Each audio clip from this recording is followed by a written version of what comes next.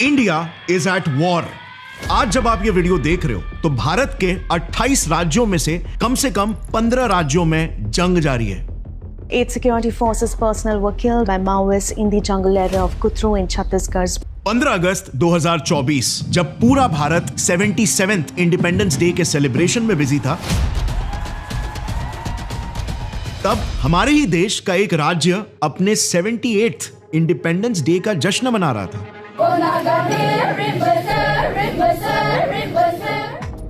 आप बिलीव नहीं करोगे, लेकिन इस स्टेट के पास अपनी खुद की एक पार्लियामेंट है, होम मिनिस्ट्री, फाइनेंस और यहां तक कि इनकी खुद की एक्सटर्नल अफेयर्स मिनिस्ट्री तक है। इस उग्रवादी संगठन के प्रभाव वाले इलाके में अलग से एक विदेश मंत्रालय, अलग गृह मंत्रालय और अलग वित्त मंत्रालय है। ऐसा लगता है जैसे हमारे ही देश के अंदर एक दूसरी सरकार चल रही है। और तो और इनका खुद का एक प्राइम मिनिस्टर थुइंग गालेंग, जो हमारे ही पीएम की तरह अलग अलग देशों से मिलने जाते हैं।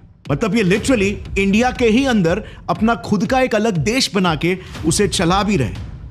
मैप में ये हाईलाइटेड एरिया दिख रहा है, इसे इंडिया का रेड कॉरिडोर कहा जाता है, क्योंकि इन 9 राज्यों के कई इलाकों में आज तक इंडियन गवर्नमेंट नहीं बल्कि विश्व का चौथा सबसे खतरनाक आतंकवादी संगठन राज करता है, इंडियन नक्सल्स।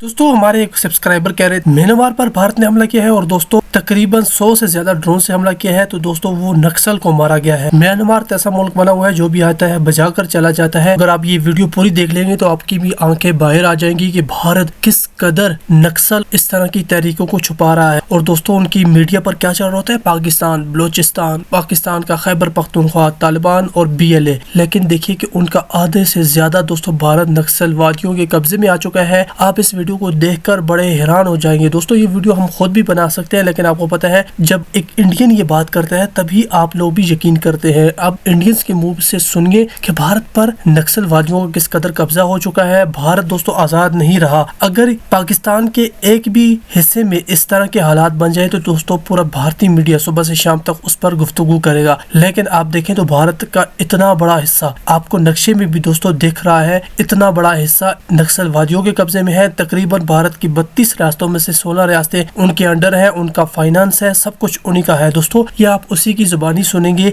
लेकिन वीडियो को लाइक करने के साथ साथ चैनल को सब्सक्राइब कीजिए, घंटी पर भी क्लिक कीजिएगा। चलिए वीडियो की तरफ चलते हैं।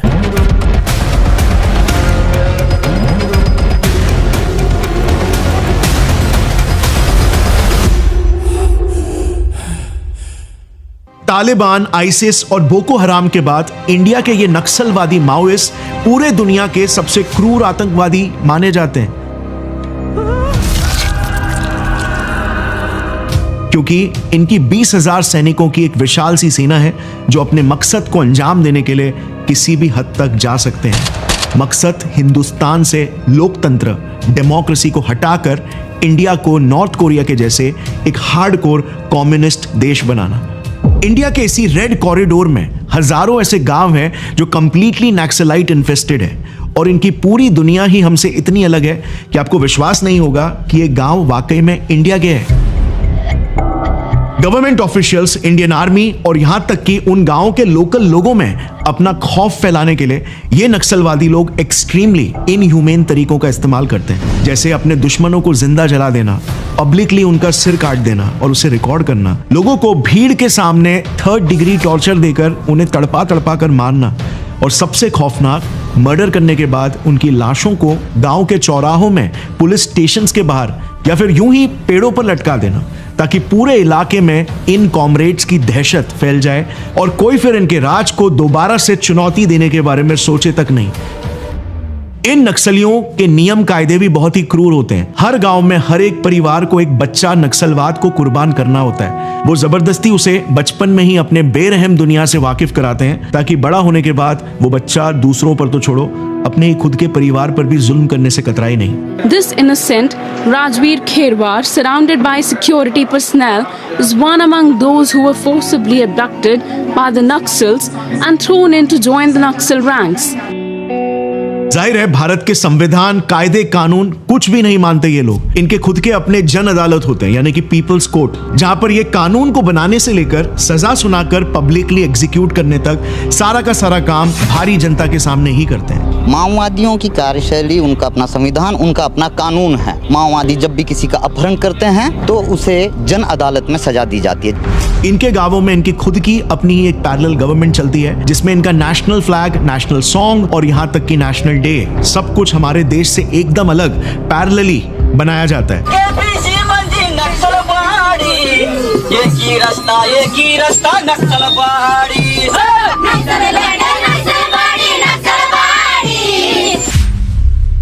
इनफैक्ट हर साल 15 अगस्त और 26 जनवरी को तो इन नक्सल इलाकों में ब्लैक डे यानी कि शोक दिवस मनाया जाता है। इसके अलावा अगर आप इन नक्सलवादी गांव के हालात को देखोगे ना तो आज भी वहां पर कुछ ऐसे काम चलाऊ पुल और रोपवेज है जो गांव के लोकल्स नहीं बनाए। वजह ये अपने इलाकों में एक भी इंफ्रास्ट्रक्चरल प्रोजेक्ट बनने ही नहीं देते। Government roads, hospital, schools, India के ये माओइस्ट सब कुछ तबाह कर देते हैं। इनफैक्ट लोगों को गवर्नमेंट की कोई स्कीम इस्तेमाल करने पर या फिर इवन वोट देने के लिए भी ये बहुत ही क्रूर सजा सुनाते हैं, जैसे उंगली काट देना या फिर भरी सभा में उन्हें खूब पीटना। अब सोचो, इन्होंने तो छत्तीसगढ़ के सिटिंग होम मिनिस्टर से लेकर साउथ के बड़े बड़े एक्टर्स तक को अगवा करके, किडनैप करके उन पर अटैक्स करवाए, तो फिर गांव के बेचारे लोकल्स क्या ही चीज है।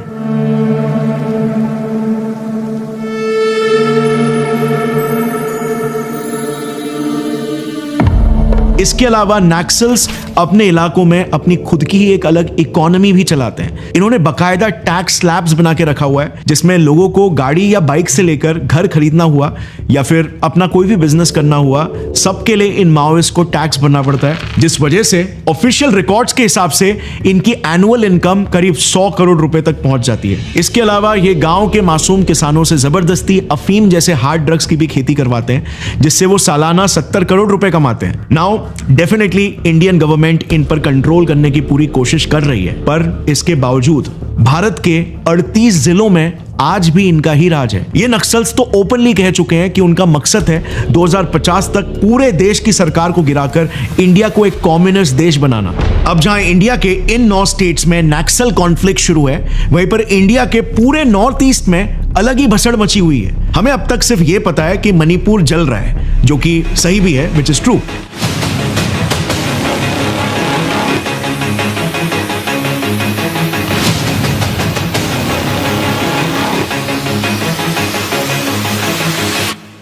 लेकिन मणिपुर के अलावा भी नॉर्थ ईस्ट में एक ऐसा स्टेट है जो इंडिया में होकर भी अपने आप को इंडिया से आजाद बताता है।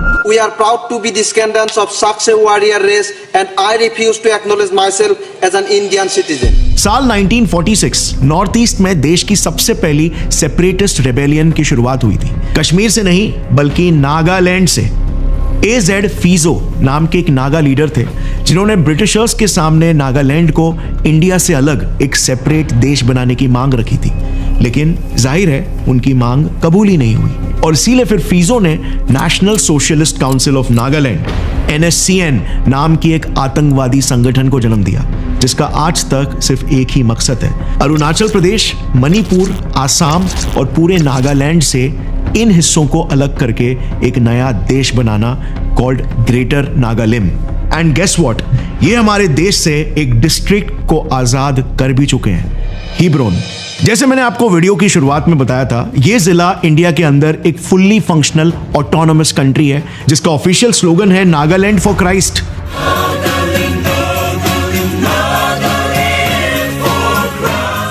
इनकी अपनी पार्लियामेंट है जिसको वो टाटर हो बुलाते हैं। फिर इनके गवर्नमेंट की खुद की होम, एक्सटर्नल अफेयर्स और फाइनेंस मिनिस्ट्री तक है।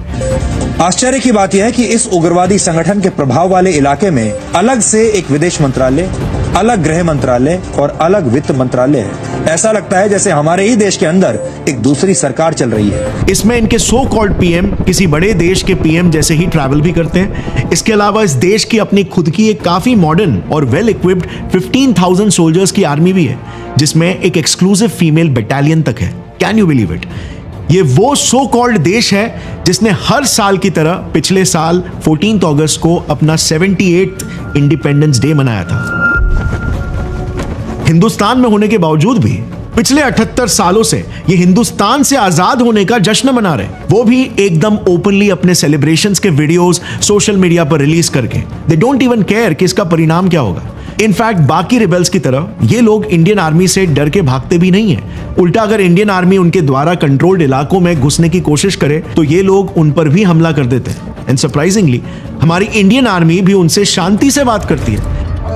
ओके देखो कितना अच्छा लग रहा है, सिंपली बात हो रहा है। ऐसा बात करने से कितना अच्छा होना था। फिंगर दिखा दिखा के मेजर साहब को बोल रहा है, वो हाई कमांड का अथॉरिटी से बोल रहा है हम लोग। ओके फिर अब नागालैंड के दक्षिण की ओर मणिपुर की क्या स्थिति है ये तो हम सब जानते ही हैं। पिछले 2 सालों से मणिपुर में कुकीज और मैतीज के बीच में एक इंटेंस वॉर चालू है जिसका आज तक कोई समाधान निकलकर नहीं आ पाया। लेकिन जो बात आप शायद नहीं जानते होंगे वो ये है कि आज मणिपुर में हमारी भारतीय सेना 10 अलग अलग रिबेल ग्रुप्स के करीब 55,000 मिलिटेंट से एक साथ लड़ रही है। लेकिन इंटरेस्टिंग बात यह है कि इन 10 संगठनों में से कोई भी यूनाइटेड नहीं है। 10 के 10 अलग लड़ रहे हैं। इन सबका मकसद तो एक ही है, उनका खुद का एक अलग देश बनाना। लेकिन इन सबका देश दिखता भी एक दूसरे से बहुत ही अलग है। मतलब यार जरा सोचो, गलती से इन्होंने मणिपुर को अलग कर भी लिया तो ये लोग एक स्टेट के कितने टुकड़े करेंगे। And yes, let me also stress कि सारे के सारे रिबेल्स प्रोफेशनली ट्रेन्ड कमांडोज हैं जिनके पास latest rocket launchers, machine guns और स्नाइपर राइफल्स जैसे बहुत सारे मॉडर्न हथियार हैं। इनफैक्ट इन्होंने तो स्टारलिंक जैसी एक एडवांस कम्युनिकेशन टेक्नोलॉजी तक हासिल कर ली है जो अब तक इंडिया में ऑफिशियली रिलीज भी नहीं हुई है। इसके पीछे जाहिर सी बात है, रीजन यही है कि हम सब जानते हैं कि इन रिबेल ग्रुप्स को फॉरेन से हेवी फंडिंग्स आते हैं। बट मणिपुर के अलावा असम का भी सेम ही हाल है।